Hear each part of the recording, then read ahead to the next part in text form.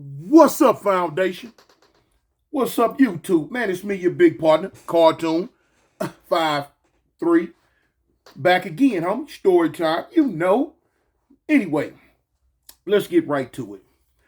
Um, living in a prisons type setting, you always have to be aware that at any given time, war could come. War could come.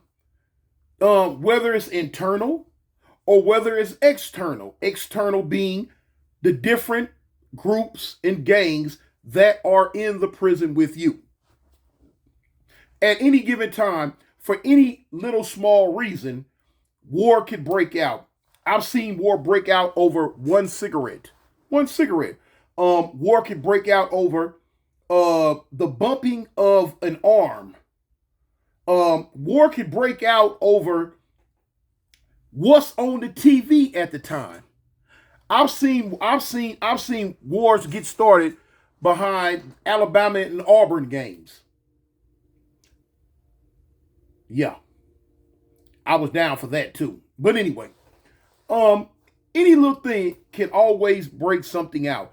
So therefore, it's up to you and your group to stay ready at all given times. So now here it is. You already know when you're in a prison setting and war breaks out, when it goes up, you want to be able to do the most damage to whoever that your enemy is at that time. You want to be able to hurt them. You want to be able to do some real live damage to them.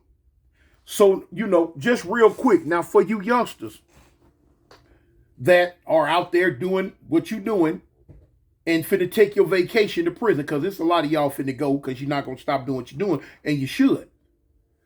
Be prepared. Be prepared.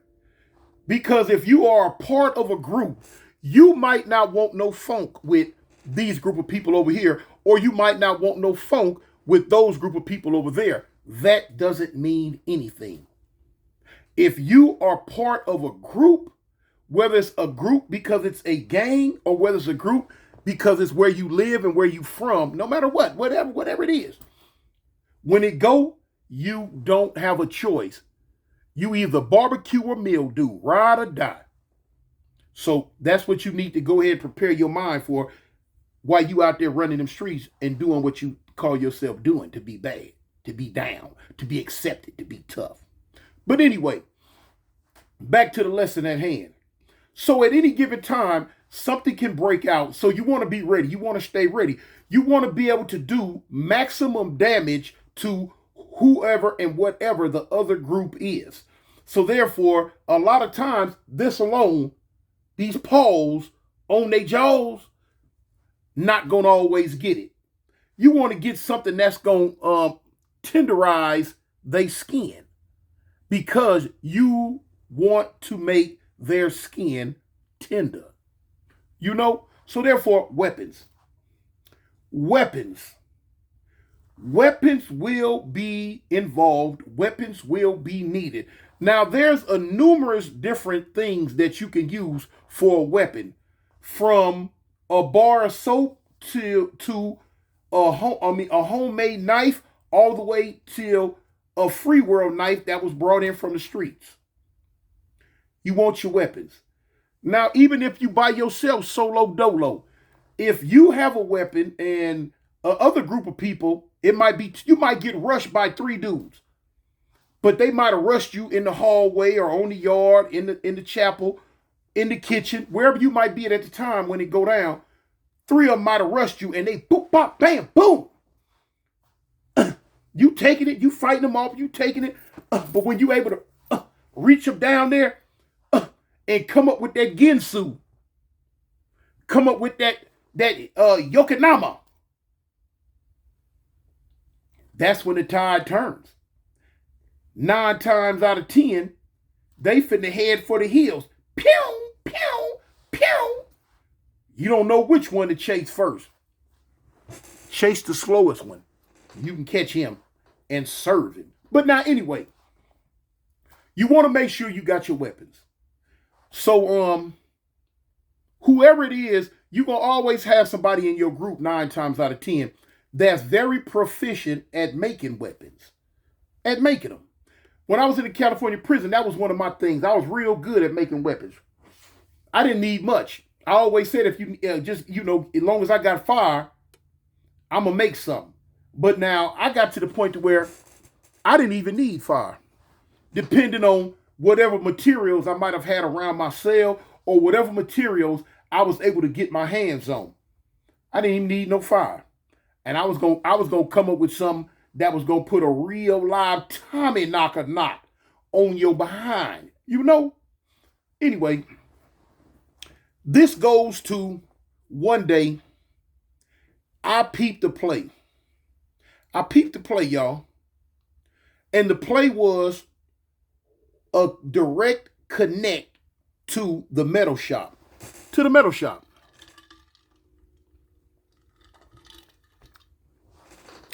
I watched it for a minute.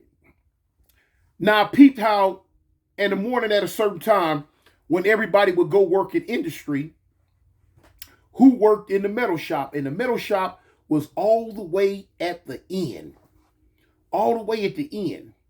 So I watched. That was my California mentality kicking in. Watched. Because now we used to have several meetings in the cell, and I would tell the Crips, I'm like, cuz, I want to make sure everybody has a knife. Everybody. And I said, I want y'all to take it wherever you go at all times.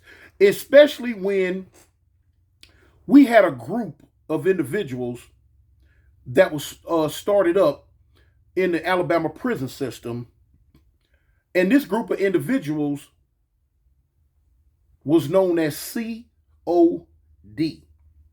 Now, COD was Crip or Die.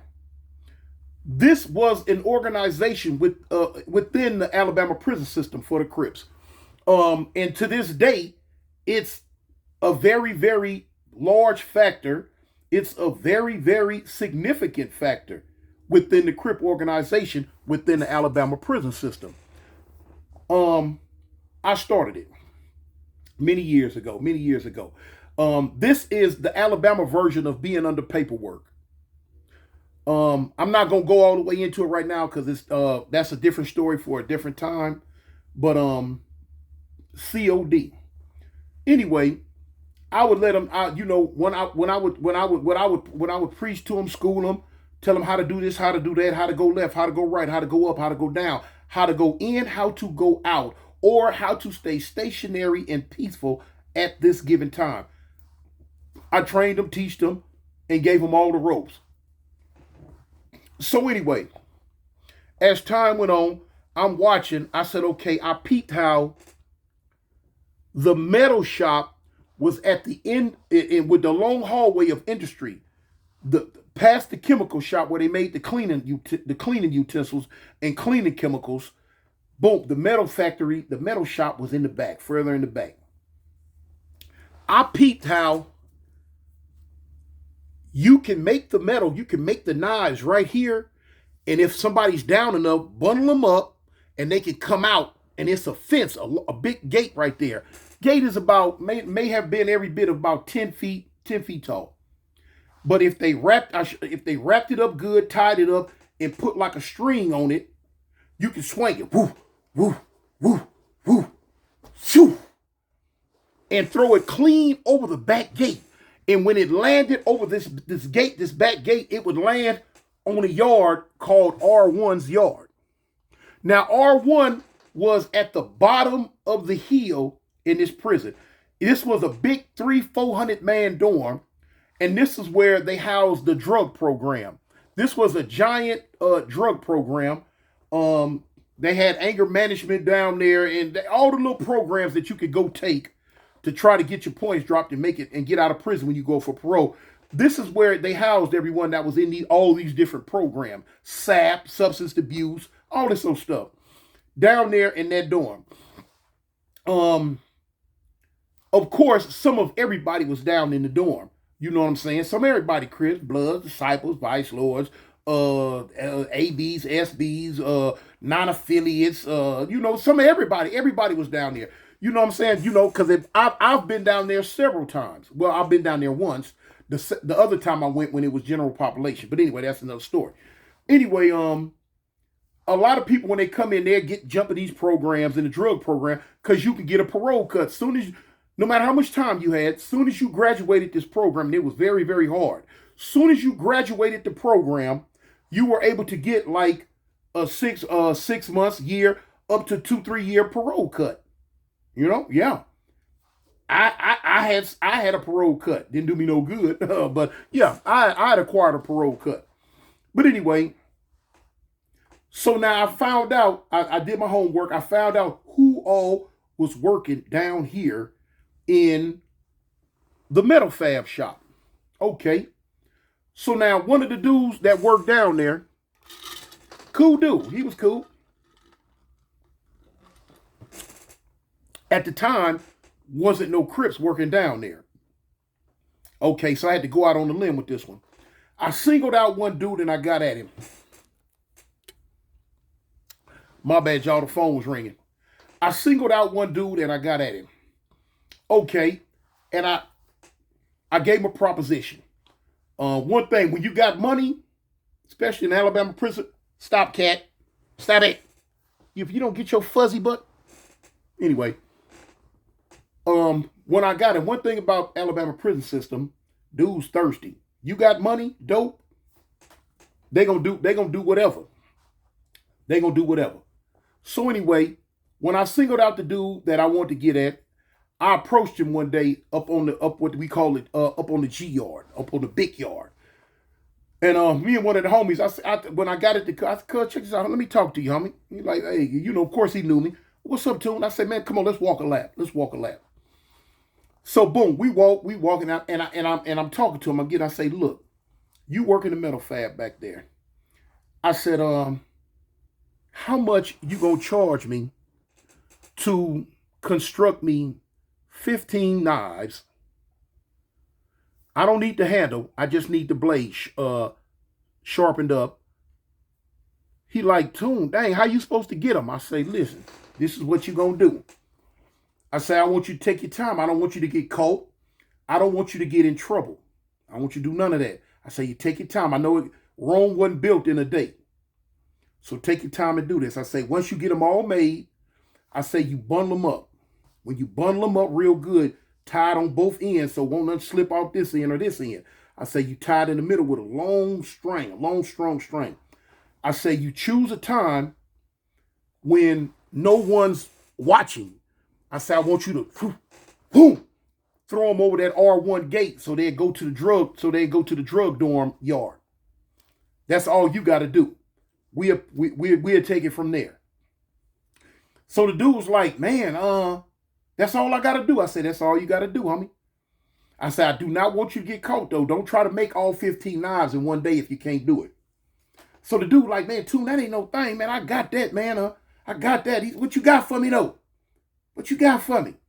I said, "Homie, what you want? What you want?" "Hey, man, I know you got some of that good green." I said, "I don't have none at the time, but if that's what you want, that's what you'll get." He said, "Yeah, that's what I want." I said, "How much you want?" He said, "Man, give me a half ounce." I said, "That's what you want?" He said, "Yeah." Bet. I said, "Give me a few days." Cool, no problem. So now when I leave, I go back to the fellas, and I found out who had this and who had that, who might have been coming, you know what I'm saying, finna score, finna get some or whatever. And I let the fellas know, I'm like, "Cuz, we got to come up with a half ounce so I can give old boy so we can get what we need." Nope, that was no problem. Scrounge it up. That day, come up with it. Bang. So the next day I went and found Buddy, got at him. "Here you go." Boom. I said, "Look, about when can this happen? Because I got to make sure somebody's on point that's going to be right here." He said, "I can have it on such and such day." I said, "Okay." I said, "Well, look, I want you to throw it over the fence during lunch call." I say, "Before y'all leave out for lunch," I said, "Boom, that's when I want you to throw it." I said, "I'm going to have somebody on the other side waiting on it. Just throw it at this and this time right here." He said, "Cool, Tune, no problem, no problem. I got you." I said, all right. Bang. I got it to fellas. Now, I'm going down here. I'm going down here to peep it out. One of the fellas, one of the homies I told to be down there and pick him and bring him back up, he got cold feet at the last second. He got cold feet because now he had to come through them gates that the police had to open up for us to get back from down here to get up here. So he got cold feet. So at that moment, I'm like, man, don't even trip, homie. I said, we'll deal with him. I said, right now, this was 2 days later, though. I said, right now, we got to get this iron. We got to get these knives.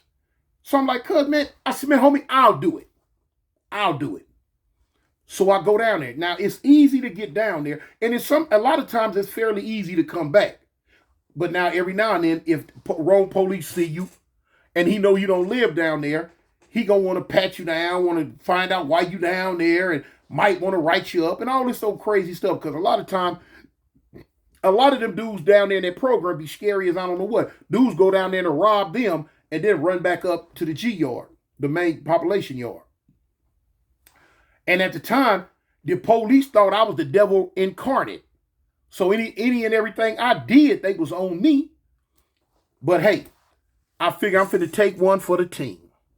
So look, on the day at hand, we had a homie that, we had, like I say, Crips that lived down there. I got it, one of the fellas, and I tell him, I say, cuz, look, they coming over the fence at such and such time. I need for you to be there and pick that up. Hold it till I get there. All right, cuz, I got you, too, no problem. So boom, the day come, old boy sling him over the fence. My people, they get it. They run it back into the dorm and they waiting on me to come down. So now I come down the long hallway. They got a long hallway. Dangerous, very dangerous hallway. Ain't no police in this hallway, man. If it go down, you better get down the best way you can. You better turn into Jackie Chan and do your own stunts with a fool. Or you gonna come up on the short end of the stick. Anyway, I make it down the hall. This gate is open right here. Because it's finna be lunchtime. That's why I picked that time right around lunch. I make it down there. So I see the homie. I'm like, cuz, what's up? You got it? He like, I got it, big homie. So now he bring me out a package. It was bundled up in a kitchen smock. The things you throw over your head. And like, boom, if you working in the kitchen. Rough, tough material. It's bundled up in that, wrapped up, tied up real good. 15 knives. Cool. So he like, dang, Toon, you gonna do it? You doing it? I'm like, yeah, I'm doing it, cuz. He like, man, all the food. I said, man, I ain't got time, but cuz, look, just come on with it. We go around the side of the building. Bang. I get it in my pants real good. Put my shirt, look nice. I got on my big state coat. You know what I'm saying? Got my state coat on. I bang, wish me luck, cuz, I'm out of here. You know, one of them type get downs. Yeah, up the walkway I go. I don't go back down this long hallway because at this time, school and trade done let out, and it's gonna be some police down here by this back door, this kitchen. I don't want to go through all that. Doing what you doing? I can't sneak through the infirmary. Definitely can't make it through the infirmary. I gotta go through the gate over here by classification. I'm on my way. I'm walking, trying to make no big old scene. You know what I'm saying? Now, the lockup unit is right over here. Now, anybody that's on the back of the lockup unit, they can holler out the window, whoo, and holler at you because they're going to see you coming down that long walkway. So, as I'm walking, dudes hollering, Toon, what's up, cuz? I'm like, oh, what's up, homie? Who is that? Oh, it's such and such. What's up, gang? What's up, cuz? You know what I'm saying? I see, man, I'll be out next month. Woo, you know, holler, you know. But I'm steadily walking, though. You know, I'm walking, though. So, bang, I get to the one gate. This gate is open. No. The gate. I get to the first gate. The second gate was open. I get to the first gate. It's locked. Now, when the gate locked like that, you got to get the one time to come out and open it up. So I'm like, dang, here we go. I bling, bling, blang, blang, blang, blang, blang at the gate. Blang, blang, blang, blang, blang at the gate. So, police come out. Little white dude. Yeah. I say, man, let me go through, man. Go back to the G yard, man. They finna eat lunch, man. I'm gonna go on and eat. Now, what saved me is this police wasn't a regular police. He was kind of new. I didn't know who he was, little white dude. Now, he didn't know if I lived on the G yard or if I lived down in R1 drug dorm. But now he say to me, he say, why you ain't go through the go that way, go through the long hallway. And I tell him, I say, man, they tripping at the gate, at the door. I said, man, somebody causing a scene in the school area, so they locked the door. They locked the door. I can't get through right now. I say, I'm trying to hurry up and get up here and eat so I can come back. I say, because my class down here in the drug dorm is getting ready to start. And I don't want to miss my class. You know what I'm saying? I get in trouble if I miss this class. I don't want to be late. I already been late to one class. So with this young police not knowing if I lived up there or up here, he was going to let me through. At the last second, before he opened the gate, he said, hold on. And he went back in that office. I said, dang. Now, the first thing hit my mind was, Toon, run. Get these knives back down there, and you can come back at a later date, pick them up. Because this little mall cop is finna pull a stunt. And look up. He finna get the bus. He finna get the bus of his life if I let this fool catch me with these knives. But I said, I ain't gonna just run right now. I said, if he come back out to this gate tripping, then I'm a jet. So when he come back to the gate, he come up with the keys, he opened the gate. When he opened the gate, let me on through. I went through the other gate. Now I'm walking through the G yard. I'm coming past the infirmary now. I said, oh shoot, I didn't make it. Now, I'm pretty much in the clear almost until I get to what's called the G gate. The G gate. Now, the G gate got a police booth right there. If the police sitting in this booth, he see you got there's no way you gonna get past without him seeing you. 9 times out of 10, they don't really bother you. They just sitting there. You know what I'm saying? They know people coming and going. But you got to take into consideration, it's me. It's me. I used to have a dude that used to walk with me all the time. The little homie, his name was Kid. He claimed 5'9" Hoover Crip. He's out of a spot called Gaston, Alabama. I used to keep him with me because he used to hold my knives for me. Because the police always figured I was into something. And they would come, Toon, come here, hey, Toon. Man, what you up to, man? Man, I ain't up to nothing, man. What you got on you? Man, I ain't got nothing on me. Man, let me pat you down, man. Turn around. And all that old BS all the time. So I keep Kid at me, and I trained him and teach him, if they stop me, you keep going. Don't worry about me. You just keep going. If they try to stop you, then you take off running. You little bitty guy, you run faster than me. You can run and throw it, So anyway, I'm walking. Now I look to the left, I see the kitchen. People going in and out the kitchen, they going to eat. I'm like, yeah, okay. I'm like, I can make it. So I'm coming past one dude, and I say, hey, man, any police in the booth? Any police in the booth? So the dude was like, no, when I come through the gate, man, wasn't no police. I'm like, all right.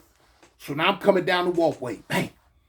I get right to the gate, and you can see the booth before you get to the gate. I don't see no police shoes hanging out, no police standing. I'm like, all right, cool, I'm straight. As soon as I get through the gate, I'm finna turn and make a left so I can go over here to this to the block that I was staying in at the time. To my right is 2 police on the stoop. 2 police right there on the stoop standing there talking.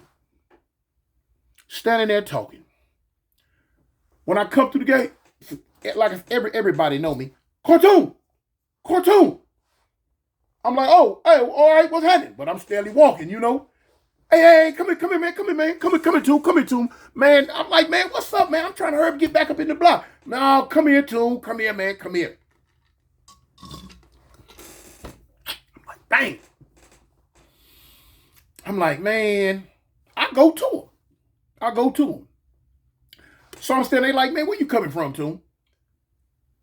I fit to tell them I'm coming down the hall. Coming from down there. I said, I don't want to tell them that. They're going to think I stole something or did something. I said, man, I'm coming from the infirmary. The infirmary? Yeah. I said, man, I've been at the infirmary all morning. I said, hey, man, Y'all need to do something with them nurses, man. I said, I'm tired every time I go over there with the nurses. They got me sitting around all day long. Man, the doctor act like he don't know what's going on. I'd have been up there 2-3 days straight. I say, hey, man, I'm sick of this, man. Look, I go to throwing a fake nutty. A fake nutty. I'm getting like I'm boiling, like I'm revving my engine. It worked. So the police like, hold on. Man, you know how that the nurses are. You know how that infirmary is, man. You know you can't rush them and woo, woo, woo. I said, man, but I spent my money, man. You feel what I'm saying? I'm trying to get up here. See these folks, man. They like, man, just calm down, man. You gonna be able to get whatever type of medicine, whatever got going on. What's wrong with you though? You ain't got nothing, do you? I said, no, I ain't got nothing, man. I said, man, my blood pressure up though. You know what I'm saying? They tripping with the medicine and this, that, and the other. So I need my blood pressure medicine, man. They like, man, just calm down, man. You gonna get it? You all right, ain't you? I said, yeah, man, I'm all right, man. You know, I'm just tired of going through all this, man, with them old chicken head nurses, man. Man, go on back to your block, man. You gonna be all right. Go on back to your block, man. Just calm down. I'm like, man, I'm cool, man. I'm like, y'all all right, though? They like, yeah. I said, man, I'm gone, man. I'm finna take it on in, man. You ain't gonna eat? I said, man, they probably got some garbage in there, man. I don't want that junk. They like, all right. On to the block I go. Got in the block. Bammed on the door. The police in the queue. Man, roll one side. Roll this side. Boom. I go on in straight to the cell. Sent for 2-3 of the homies. Started distributing. These go to this block. These go to that block. These gonna stay right here. Mission accomplished. Mission accomplished, man. We did that a few times. But anyway, that was the story I had to tell you about, man, how I almost got popped moving them knives. I almost got popped moving. Boy, if they would have caught me, wasn't nothing gonna beat me to the courtroom but the headlights on the van. You know? But anyway, man, it's me, your big partner, Cartoon 5'3". Man, remember, man, whatever y'all do, stay safe, man. Stay above ground. And I heard all your messages. Y'all don't like my new intro, man. I was just trying something out. It ain't permanent. Y'all see, I went back to the old one. But and I make this one my outro. Just trying a little something. And, you know, and in the days to come, I'm going to try some new ones, you know. Y'all let me know when I find one that y'all want to rock with a little bit, man. But in the meantime, in between time, man, stay above ground. And as I always let you know, I represent the gangsters, homie. Peace. I'm out. Gangsta boogie, gangsta boogie, gangsta boogie, gangsta boogie. Ain't nobody gangsta boogie. 4, 2, 1, man.